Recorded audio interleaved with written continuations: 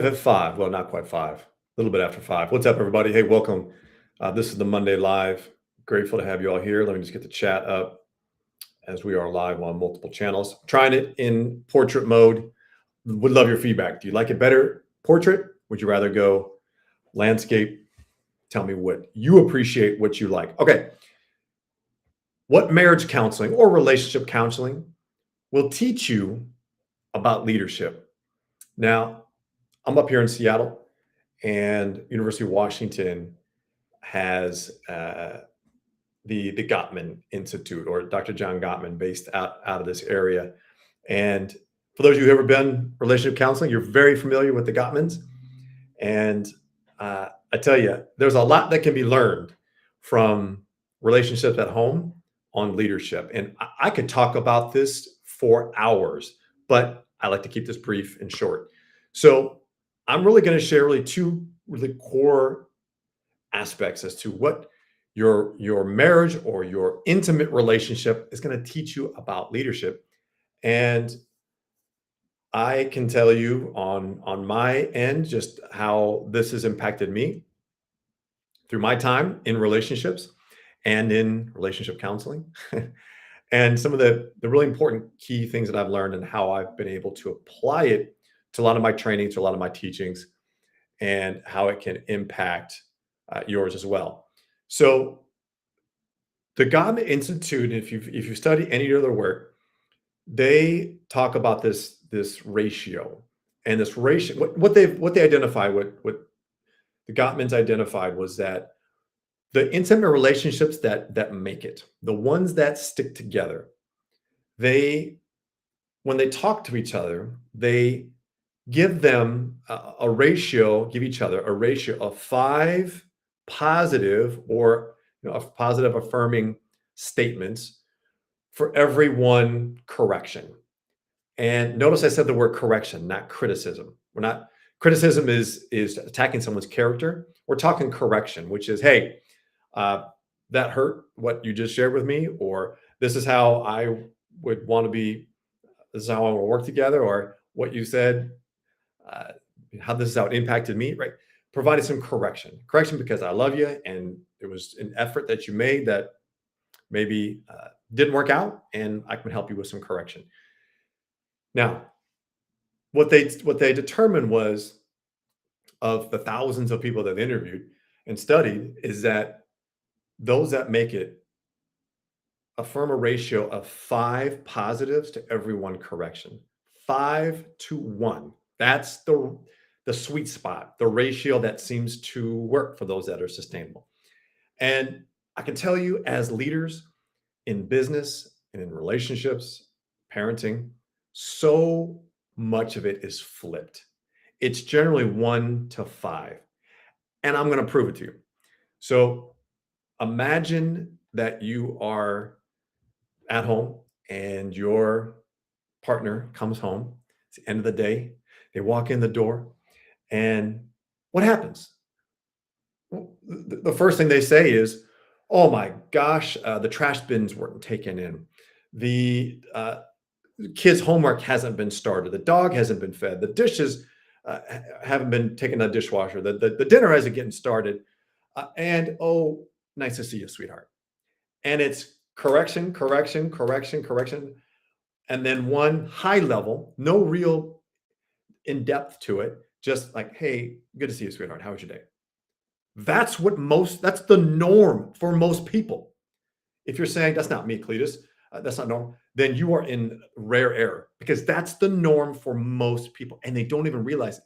They're wearing these rose colored lenses thinking like that's the way life should be. That's not.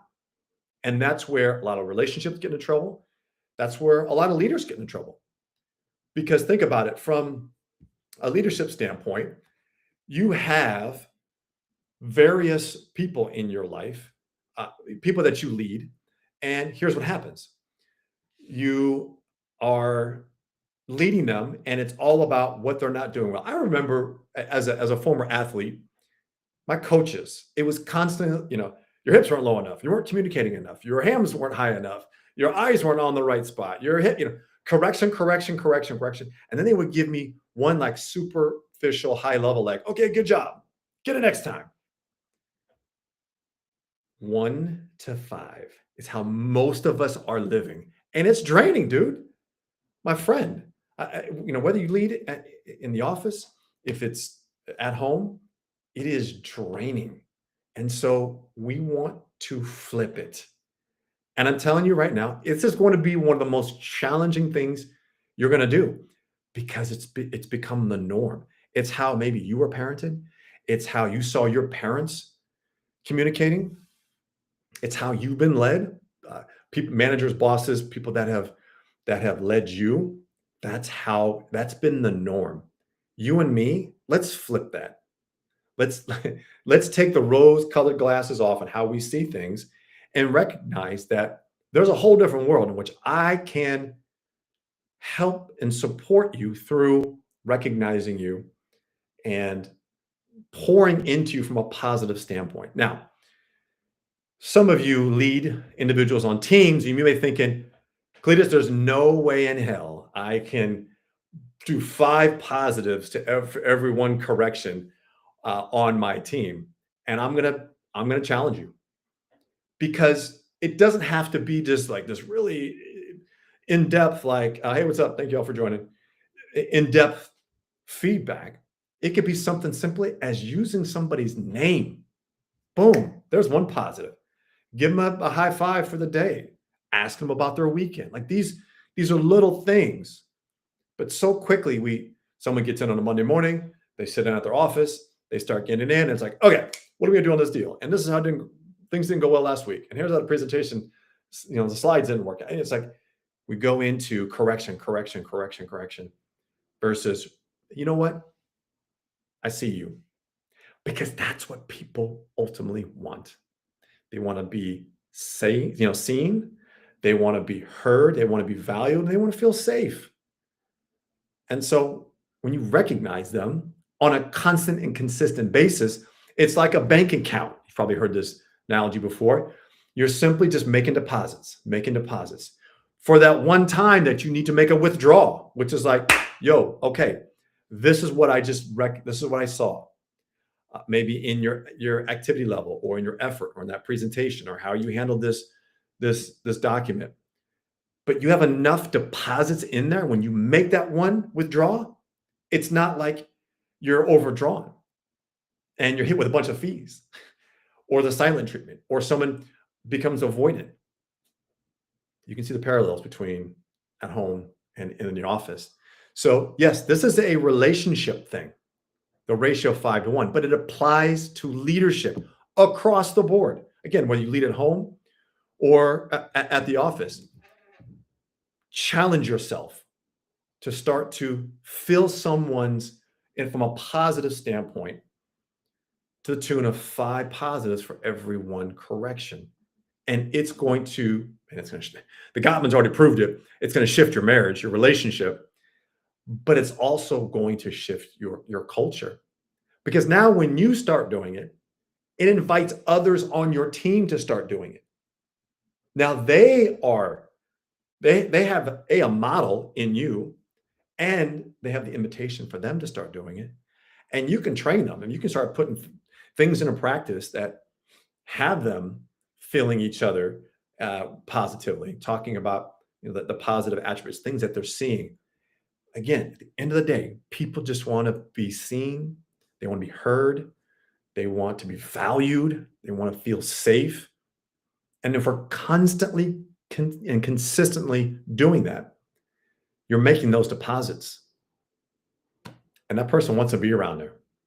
People want to be around places where they feel valued and seen.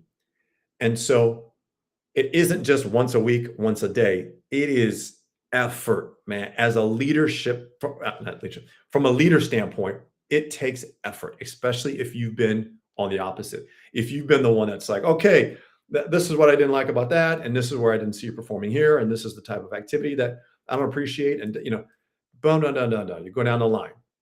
Now imagine that. Now you put some dysregulation on top of that. Is that even a word? Dysregulation? You're dysregulated. You're reactive.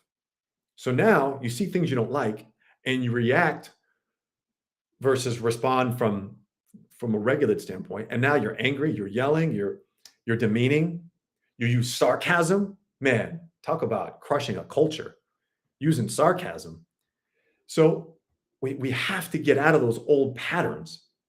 And these are just patterns that we learned from people that led us. So you have that opportunity. And man, relationships are a great. I wouldn't say. I mean, I hate to say that it's a training ground, because obviously you want to use your you want to be training in other places to help foster your relationship. But it's we don't live in silos. Let me just put it that way. We don't live in silos. How you lead in your relationship is how you lead in business, and vice versa. You're not one person at home and somebody else at the office. You're into both. And so you want to be able to show up in that capacity to learning it better. So now I mentioned this is going to be one of the hardest things you're ever going to do, because we are so ingrained and so comfortable with just the norm, which is the demeaning, the constant correction, the name calling, the sarcasm. We're just so accustomed to that's the way we think is normal, and that shouldn't be. Those are old habits. That stuff doesn't work anymore. So we really have to be intentional. You got to be intentional. If you're not intentional, you're just going to fall back on old reactionary habits and ways of communicating that is not going to move the needle in your culture, in your leadership, to get people to behave differently or respond in different ways, because you're doing the same old thing. Okay. So that's really the overarching pillar here, is that ratio. And again, it's comes straight from, if you've ever been in a marriage counseling session or a relationship counseling session, you don't have to be married to go to couples counseling. Couples counseling, that's the word I'm looking for. If you've ever been to couples counseling, you know the work that can be done there. And this comes directly from that. So first things first, next time you get home and your partner beats you home, walk in the door and think of 5 positives that you can say to the person that's your biggest ally, the person that you love. What could be the 5 things that you could say to them that could be, hold on, let me turn this off, that would have them really feeling good about themselves, and they're like, yeah, I appreciate that. That's loving. That feels good. I'm knocking everything over. So versus walking in, pointing out everything that's wrong, that's not going right. That's step number 1. It's just practice. Practice at home, practice at the office.